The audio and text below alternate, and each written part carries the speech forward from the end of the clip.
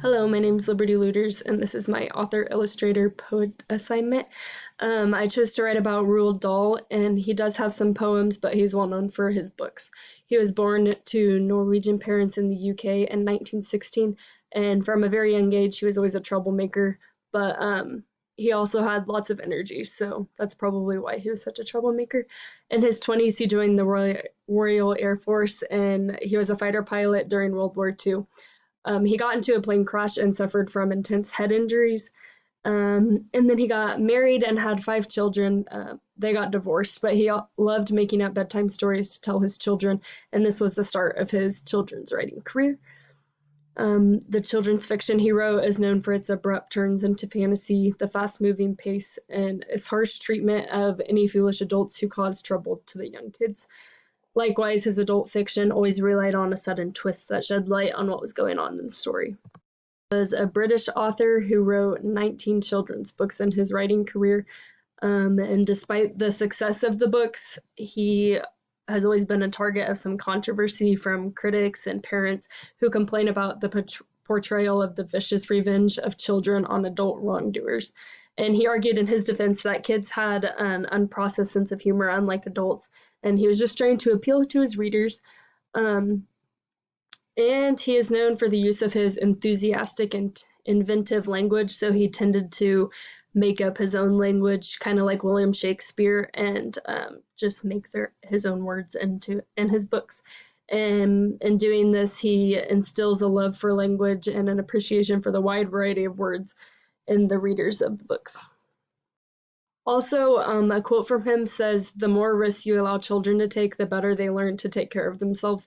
And I think this was just because he was such a troublemaker as from a young age. And so this is what he thinks in his mind, that if you allow your children to take more risks, then they know how to take care of themselves because they live and learn on their own and they're not so restricted in their households. And so if they have more freedom to do things, they can figure things out on their own and become more independent in a sense. And I think he just used that maybe to justify his troublemaking as a child, but maybe it was good for him to be such a troublemaker as a child because now he knows how to take care of himself. So I don't know. He has many well-known books, but the two that I put on my brochure were Charlie and the Chocolate Factory. This was published in 1964, and this is a great book about Charlie Bucket, who lives with his poverty-stricken family, his parents, and all 4 grandparents, which I can't imagine doing. He passes through the world's best and biggest chocolate factory every day on his way to kindergarten, and it's run by the secret Willy Wonka. And then things go bad when Charlie's father loses his job. Another well-known book is James and the Giant Peach, published in 1961, and it's about a young boy who, in a magical peach, he flees an abusive family, and he makes new friends along the way and learns the joys of freedom and friendship, and those are previously foreign concepts to him. He had no idea what those even really were until he discovered them. So for this, I chose the book it's called Boy Tales of Childhood. And so I included this in my activities. I said, together as a class, read the book over the course of 1 or 2 weeks. He states in his book that he states that his book is not an autobiography, but a series of events that he's endured and forgotten. So the book begins with times before his birth up until he went to World War II. And an activity I included with this is to have your students create a timeline for themselves. This can be hard in elementary because it depends what age range is reading this book, but I feel like they could come up with at least 3 to 5 events that they could have that they think they've forgotten, but they could remember. And I feel like this would be fun, that they could draw them all on a poster board, or they can just use printer paper if they want to make a smaller form.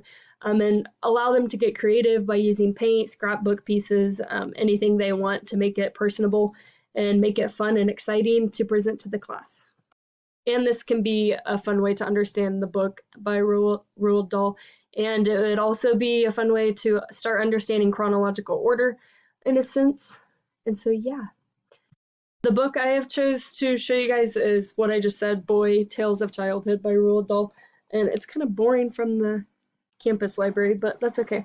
And after reading it, I chose to read The Great Mouse Plot, which is kind of at the beginning of the book. It's on page 35. So, The Great Mouse Plot. My 4 friends and I had come across a loose floorboard at the back of the classroom, and when we pried it up with the blade of a pocket knife, we discovered a big hollow space underneath. This, we decided, would be our secret hiding place for sweets and other small treasures, such as conkers and monkey nuts and birds' eggs. Every afternoon, when the last lesson was over, the five of us would wait until the classroom had emptied. Then we would lift up the floorboard and examine our secret hoard, perhaps adding to it or taking something away. One day, when we lifted it up, we found a dead mouse lying among our treasures. It was an exciting discovery. Thwaites took it by its tail and waved it in front of our faces. "What shall we do with it?" he cried. "It stinks!" someone shouted. "Throw it out of the window, quick!" "Hold on a tick," I said. "Don't throw it away." Thwaites hesitated. They all looked at me. When writing about oneself, one must strive to be truthful. Truth is more important than modesty. I must tell you, therefore, that it was I and I alone who had the idea for a great and daring mouse plot. We all have our moments of brilliance and glory, and this was mine. "Why don't we," I said, "slip it into one of Miss Pratchett's jars of sweets? Then when she puts her dirty hand in to grab a handful, she'll grab a stinky dead mouse instead." That's just The other four stared at me in wonder. Then, as the sheer genius of the plot began to sink in, they all started grinning. They slapped me on the back. They cheered me and danced around the classroom. "We'll do it today," they cried. "We'll do it on our way home." "You had the idea," they said to me, "so you can be the one to put the mouse in the jar." Thwaites handed me the mouse. I put it into my trouser pocket. Then the five of us left the school, crossed the village green, and headed for the sweet shop. We were tremendously jazzed up. We felt like a gang of desperadoes setting out to rob a train or blow up the sheriff's office. "Make sure you put it into a jar which is used often," somebody said. "I'm putting it in the Gobstoppers," I said. "The Gobstopper jar is never behind the counter." "I've got a penny," Thwaites said, "so I'll ask for one sherbet sucker and one bootlace, and while she turns away to get them, you slip the mouse in quickly with the Gobstoppers." Thus everything we arranged. We were strutting a little as we entered the shop. We were the victors now, and Mrs. Pratchett was the victim. She stood behind the counter, and her small, malignant pig eyes watched us suspiciously as we came forward. "One sherbet sucker, please," Thwaites said to her, holding out his penny. I kept to the rear of the group, and when I saw Mrs. Pratchett turn her head for a couple of seconds to fish the sherbet sucker out of the box, I lifted the heavy glass lid of the Gobstopper jar and dropped the mouse in. Then I replaced the lid as silently as possible. My heart was thumping like mad, and my hands had gone all sweaty. "And one bootlace, please," I heard Thwaites saying. When I turned round, I saw Mrs. Pratchett holding out the bootlace in her filthy fingers.